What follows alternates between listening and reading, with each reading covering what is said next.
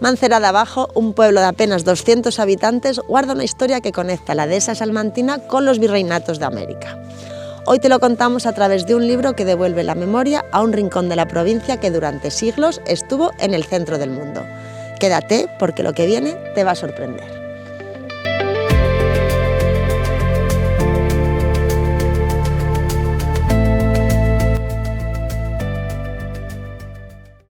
Mancera de Abajo, cuando la historia despierta, nació del amor a las raíces.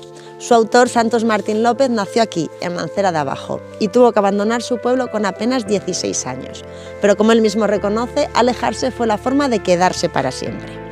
Tras su jubilación, dedicó años a investigar archivos históricos para devolver a esta localidad la memoria de su pasado político, religioso y cultural. Cuando un día, teniendo ya 50 años, descubro parte de la historia de mi pueblo, dije, esto hay que completarlo. Entonces, a partir de ahí, por decirlo de alguna forma, dediqué mucho tiempo de mi vida a ir cotejando todas las noticias y a ir sabiendo cuál era verdad y cuándo no, para poderlos reflejar en un libro y que mis vecinos no tuvieran los problemas que tuve yo para enterarme. El resultado es esta monografía editada por la Diputación de Salamanca, una institución que apuesta por preservar y difundir el patrimonio histórico de todos los rincones de la provincia, también de los más pequeños. Hoy presentamos el libro Mancera de Abajo, cuando la historia despierta, señorío y marquesado, el convento y sus orígenes, costumbres de pueblo. Saludar también a todos los vecinos de Mancera de Abajo, que están ahí al fondo y que tanto cariño les tenemos en esta casa. Estamos ante una espléndida monografía que formará parte de la serie de ayuntamientos y el contenido del catálogo editorial sobre municipios de nuestra provincia.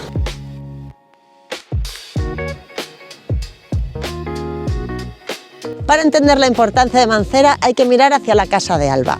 El primer señor del lugar fue don Pedro Álvarez de Toledo y Enríquez, hijo del primer duque de Alba, quien hacia 1498 levantó este palacio que cambiaría la fisonomía de toda la comarca.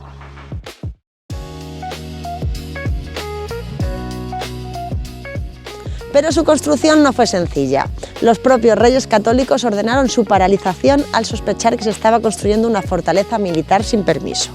Pero finalmente el palacio se terminó y su influencia trascendió fronteras.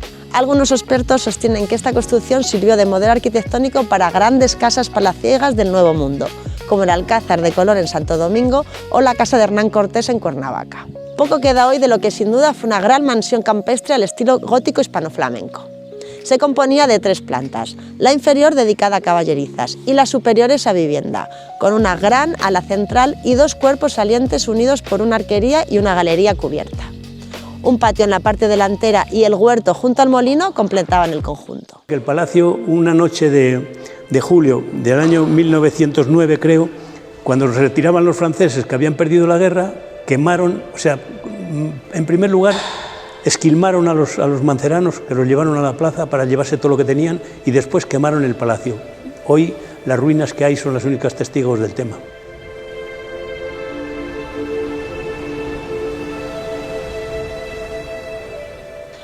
Hoy en día, aunque el palacio está en ruinas tras el incendio provocado por los franceses en 1809, sus muros y escudos siguen siendo un testigo de aquel esplendor que unió Mancera con los reinados de Carlos I y Felipe II.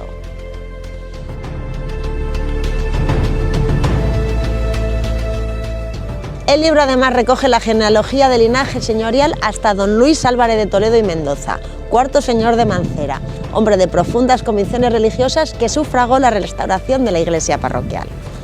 Además, Santos Martín López rescata varias leyendas que circulan aún por el pueblo, como la del pasadizo subterráneo que supuestamente unía el palacio con este convento. Todo empezó con la llegada de los Álvarez de Toledo a Mancera.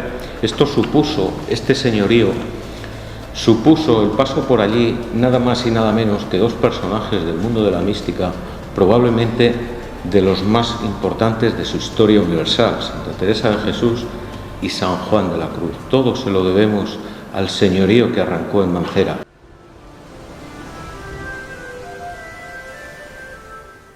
En la vecina y cercana pedanía de Duruelo y en Mancera, alguien tan grande como San Juan de la Cruz, lo que hizo San Juan de la Cruz en su vida, ese punto de inflexión, ese cambio en su vida, abandonó Salamanca para irse a Duruelo y a Mancera.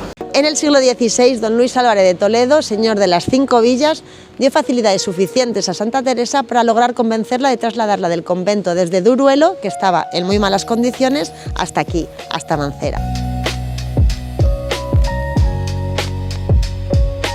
Luis de Toledo y Mendoza sufragó tanto los gastos del traslado como de la construcción del propio convento, justo enfrente de su palacio. Así podría venir a recibir tanto misa como confesión y no tener que trasladarse a Duruelo. Cuando ya habían pasado muchos años y se había abandonado, pues vino la Madre Maravillas, hoy santa también, y lo restauró y hizo una fundación nueva, y en el año 41, me parece, 42, pues se inaugura el nuevo convento y ahí sigue todavía. Pero si hay un objeto que resume la proyección universal de Mancera, es la Mancerina. El libro nos descubre este curioso invento atribuido a uno de los marqueses de Mancera. La Mancerina es un artilugio que inventó don Pedro Álvarez de Toledo, primer marqués de Mancera, que todos los días por la tarde, o la mayoría, celebraban una chocolatada las personas importantes del pueblo. En esa chocolatada algunas veces había discusiones, se levantaban, total, que con el codo o con la mano o con lo que sea, se caía la jarra del chocolate y o manchaba las vestidas de las personas o se caía el chocolate en la plaza. Entonces inventó este dispositivo que se llama la Mancerina, lo bautizó con el nombre del pueblo. Y ese dispositivo, ¿qué hacía? Que sujetaba la jarra del chocolate, que entonces se llamaba jícara, y no había manera de que se cayera. Bueno, pues tuvo tal éxito que lo fabricaron las principales casas de porcelana de España y lo conocieron prácticamente en toda Hispanoamérica.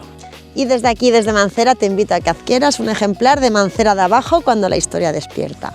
Porque a veces, para entender la grandeza del mundo, solo hace falta mirar con atención lo que ocurre en un pequeño rincón de nuestra provincia. Y hasta aquí el reportaje de hoy. Dale me gusta y comparte para que Cultura con Arte llegue a cuanta más gente mejor. Y sigue siempre Cultura con Arte.